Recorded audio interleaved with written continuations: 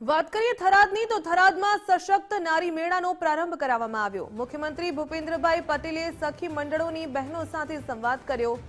સતસત નારી મેળા દ્વારા નારી શક્તિને પ્રોત્સાહન આપવાનું કામ। વિધાનસભાના અધ્યક્ષ શંકરભાઈ ચૌધરી પણ ઉપસ્થિત રહ્યા। 77માં પ્રજાસત્તાક દિનની થરાદ ખાતે થઈ રહી છે ઉજવણી। વધુ વિગત મેળવીએ સંવાદદાતા યશપાલ પાસેથી। યશપાલ, થરાદમાં સશક્ત નારી મેળાનો પ્રારંભ કરવામાં આવ્યો। મુખ્યમંત્રી ભૂપેન્દ્રભાઈ પટેલે સખી મંડળોની બહેનોની સાથે પણ સંવાદ કર્યો। વધુ શું વિગત?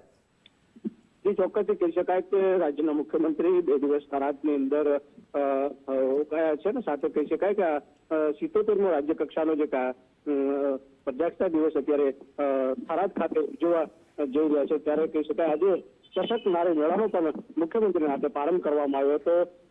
જે સખી મંડળની બહેનો છે તેમની સાથે પણ મુખ્યમંત્રીએ સંવાદ કર્યો હતો। જી ધન્યવાદ જાણકારી બદલ।